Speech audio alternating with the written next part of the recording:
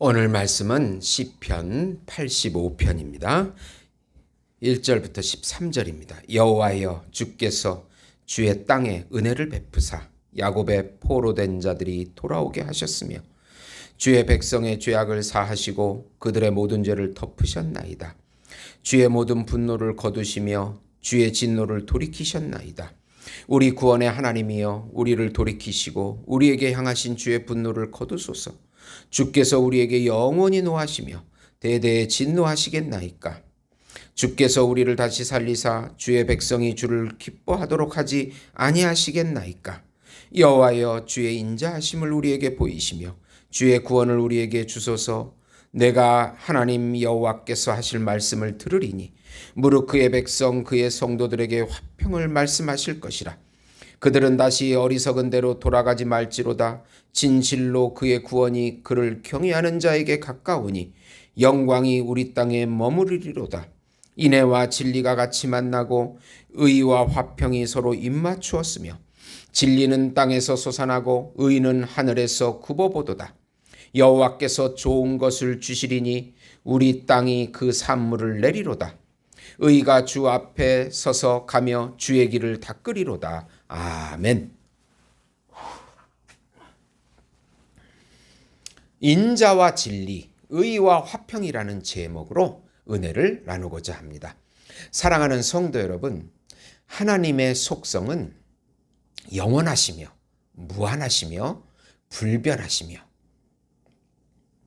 불변하신 그런 속성을 갖고 계십니다. 또 하나님의 성품에는 인자, 긍휼, 사랑, 은혜로운 성품, 용서해 주시는 성품이 있고요. 그 다음에 공의로운 성품이 있습니다. 죄에 대해서는 반드시 심판하시고 대가를 지불하시는 성품이십니다. 그 다음에 하나님은 또 거룩하십니다. 죄가 없으시며 거룩한 분이십니다. 예수님께서 우리의 인자와 진리와 의와 화평이 되어주신다는 내용이십니다. 우선 하나님의 자녀에게 징계와 회복을 주시는 하나님의 성품을 이해하자. 오늘 말씀은 고레스 칙령으로 인해 BC 537년에 1차 포로 귀환을 한 백성들을 보면서 고라 자손이 감사와 찬송을 올리는 시입니다. 하나님께서는 당신의 약속의 자녀들을 징계와 고난을 주시지만은 영원히 버리시지 않습니다. 남은 자 구루터기를 통하여서 하나님께서 언약을 이어가십니다. 그들이 바벨론에 있는 70년간 깊은 회개를 통하여 은혜를 다시 사모했습니다. 하나님께서 정한 기간이 지나서 다시 은혜를 주셨습니다. 야곱의 포로된 자들을 다시 돌아오게 하십니다. 주의 백성의 죄악을 사하시고 죄를 덮어주셨습니다. 하나님께서는 반드시 용서하시는 분이십니다. 그러나 죄의 고통을 맛보게 하시고 고통 중에 다시 하나님을 찾게 하십니다. 하나님께서 분노와 진노를 거두시고 다시 회복시켜 주십니다. 하나님의 성품은 심판하시지만은 구원하십니다. 우리가 하나님보다 우상과 죄를 사랑할 때, 세상을 더욱 사랑할 때 징계와 고통을 주셔서 회개하게 하시고 또 고통의 맛을 보게 하십니다. 그리고 다시 구원해 주십니다. 이런 하나님의 성품을 이해하면 우리의 삶의 고난의 문제를 받아들이고 소망을 가질 수가 있는 것입니다. 하나님의 사랑은 긍휼이요 인자요 자비요 은혜이십니다. 그것이 바로 예수님의 십자가를 통해서 나타납니다. 예수님의 십자가를 통해서 용서해 주시고 사랑을 주십니다. 그러나 그것은 십자가라고 하는 예수님의 죽음의 심판의 대가, 공의의 대가를 통해서 주어지시는 사랑인 것입니다. 그러니까 예수님의 십자가는 사랑과 공의가 같이 나타나는 자리인 것입니다. 두 번째로 고난 가운데서도 하나님의 인자와 구원을 계속해서 보여달라고 간구하자.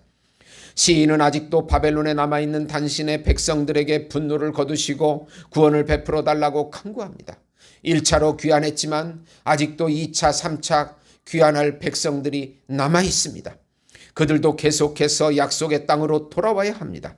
주님은 영원히 노하시고 대대로 진노하시는 하나님이 아니시라고 5절에 말씀합니다. 이제 바벨론에 남아있는 그 백성은 구원받은 언약 백성으로 다시 회복되어야 합니다. 다시 살려주셔서 하나님을 기쁘게 해달라고, 하나님이 인생의 목적이 되게 해달라고, 하나님을 즐겁게 해달라고, 즐기게 해달라고 간구합니다. 주님의 인자하심을 보이시고 구원을 해달라고 7절에 간구합니다. 하나님은 다윗 언약을 기억하사 완전히 멸망시키지 않으시고 남은 자를 두어 다시 구원해 주십니다. 그리고 그 백성을 통하여 오실 메시아 예수님을 주십니다. 새 언약의 신약 시대를 열어가시는 것입니다. 우리가 우리 인생에서 어둠과 고난이 있어도 예수님의 은혜를 간구하고 간구해야 되는 이유입니다. 하나님은 구원의 하나님이시고 언약을 반드시 지키시는 하나님이시기 때문입니다. 우리가 혹여 유혹에 빠지거나 죄를 지었을 때 계속해서 우리는 예수님의 새 언약을 의지하고 나아가야 합니다. 물질과 자기에 빠진 우리나라도 자기를 다시 부인하고 회개하고 예수님의 십자가를 다시 져야 우리 민족이 살게 될 것입니다.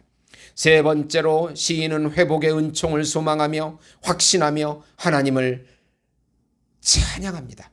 벌써 시인은 미래에 가 있습니다. 온 포로된 백성들이 약속의 땅으로 귀환해서 그 성전에서 하나님을 찬양하는 그 모습을 미리 보고 감사를 올리고 있는 것입니다. 하나님은 화평이십니다. 구원과 영광을 주십니다.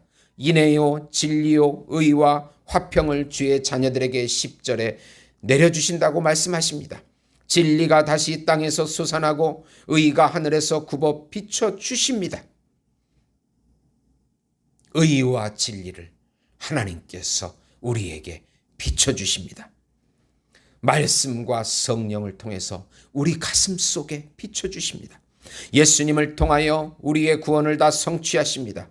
하나님께서는 좋은 것을 주셔서 다시 땅의 산물을 풍성하게 내려주십니다. 의이신 예수님께서 우리 안에서 영원히 동행하시고 인도해 주시고 같이 살아주신다고 13절에 말씀하고 있는 것입니다. 우리가 예수님을 의지하고 더욱 신뢰하고 확신하고 나아갈 때 하나님은 절대로 우리를 버리지 아니하시고 동행해 주시고 영원히 같이 살아주시는 것입니다.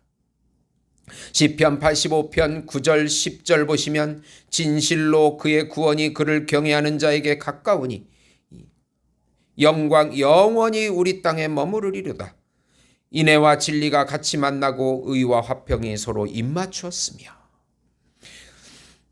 인애이시고 진리이시고 의이시고 화평이신 예수님께서 말씀과 영으로 우리 안에 임재해 주셔서 영원히 동행해 주신다는 이 복음을 굳게 붙잡고 삶의 어떤 고난과 낭망 속에서도 승리하시는 우리 예수 목장교회 성도 여러분이 되시기를 예수님의 이름으로 축원드립니다. 하나님 아버지 감사합니다. 우리를 택해 주시고 인도해 주시고 영원히 같이 살아주심을 감사합니다. 마음껏 이 환난 속에서도 예수님을 누리고 나타나게 해주시고 어떤 환난 속에서도 예수의 이름을 부르게 해주시고 전 세계 열방의 복음을 전하는 우리 예수 목장교회 교인들 될 수 있도록 축복해 주시옵소서. 예수님의 이름으로 기도드리옵나이다. 아멘.